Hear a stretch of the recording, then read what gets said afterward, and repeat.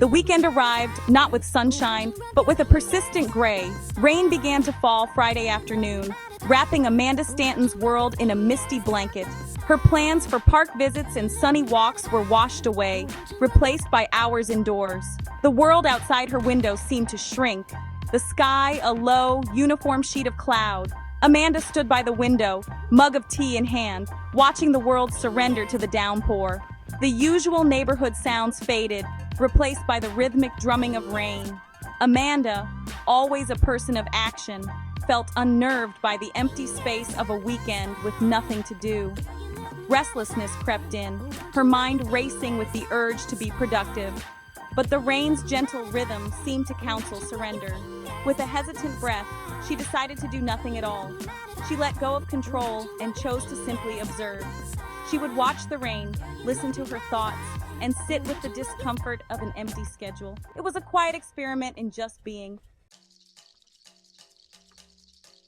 Amanda pulled an armchair to the window and watched the raindrops, truly noticing them for the first time in ages. Some drops were tiny, others heavy, racing down the glass and merging into watery trails.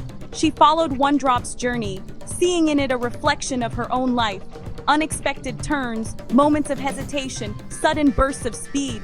The rain wasn't just falling, it was communicating patience, persistence, and letting go. As she watched, her racing thoughts slowed, matching the rain's steady pace. The rain demanded nothing from her, it simply was. In its presence, she could simply be. This act of observation became a meditation, anchoring her to the present. Worries about the future and regrets about the past faded, washed away by the gentle motion on the glass. She realized how rarely she allowed herself these moments of pure observation. Here, there was nothing to analyze. A raindrop was just a raindrop. Its journey was just its journey. There was peace in this simplicity. Not everything needed a grand purpose. Some things exist for their own sake. The rain was teaching her the art of truly seeing. During a lull in the rain, Amanda stepped onto her porch, breathing in the clean, cool air. She noticed a single gray and white feather drifting down, twirling gently before landing in a puddle. The feather floated, perfect and weightless, a tiny boat on a miniature sea. It was the opposite of the heaviness she'd been feeling, a symbol of gentleness and ease. The feather hadn't fought the air, it surrendered, landing softly. Amanda thought about how often she braced for impact, trying to force her way through challenges. But the feather showed her a different kind of strength, the strength of softness, of yielding. Maybe she didn't always have to be a rock. Maybe sometimes it was okay to be a feather.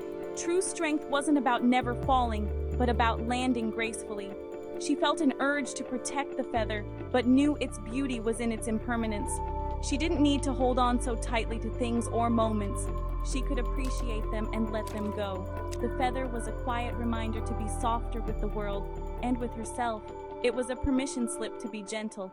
Amanda smiled, feeling lighter. The rain returned, heavier now. Amanda put on her raincoat and boots, stepping outside to walk in the downpour. She wasn't walking to get anywhere, just to be in the rain. At the curb, she paused by a large puddle, seeing her blurry reflection in the water. The ripples distorted her image, making it shimmer and change. She realized she'd spent years trying to define herself, to fit into neat boxes, but the reflection showed her something different. She was still forming, as fluid as the water. The blurred image felt more honest than any mirror. It acknowledged her uncertainties and shifting identity. There was beauty in this lack of clarity, a freedom in not having it all figured out. The ripples reminded her that life is always in motion. Stability isn't about being static, but about moving with change. She smiled at her wavering self, embracing the grace in being a work in progress. Amanda returned home, soaked but energized. The house felt like a sanctuary, not a confinement. She changed into comfortable clothes, made tea, and sat quietly on the sofa. The restlessness was gone, replaced by a deep, quiet stillness. The lessons from the rain, the feather, and her reflections settled within her. It was a peace that came from accepting the present moment as it was. She realized she'd been searching for this feeling in grand gestures when it had been here all along. She focused on her breath, steady as the rain outside. Finding her way didn't mean having a map, it meant finding an anchor within herself. This inner stillness was her true north, a calm not dependent on circumstances. Her sense of self was shifting from doing to being. She recognized the quiet consciousness that watched the rain, the gentle spirit that learned from the feather, the heart that saw beauty in a blurry reflection. This was the core of who she was, and it was enough. On Sunday morning, Amanda woke to silence. The rain had stopped. Golden sunlight streamed through her window, casting dancing shadows. The world outside sparkled, every leaf adorned with jewel-like droplets. The air was crisp and new, scented with blossoms. The world felt reborn, and so did she. The introspective mood of the past days gave way to a gentle, steady joy. She thought of her Friday self, sighing at the rain, and felt compassion. The rainy weekend had been a gift, an invitation to slow down and listen. The storm had forced her inside, not just her house, but herself. In the quiet, she found something she'd been missing. The sunlight was a validation. Darkness and introspection are necessary passages. The sun didn't negate the storm, it completed it. Amanda was grateful for both, ready to step into the new day carrying the peace of the storm.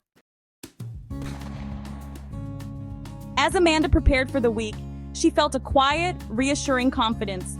The usual Sunday dread was gone, replaced by calm resolve. The weekend taught her that peace is found in everyday moments. The sacred wasn't hidden.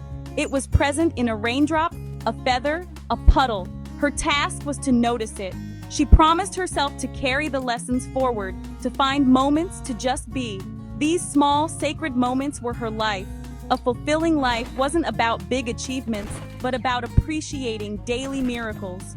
Her value wasn't measured by productivity, but by presence. She would pursue her goals from a place of calm, not frantic need. The journey, with its small wonders, was as important as the destination.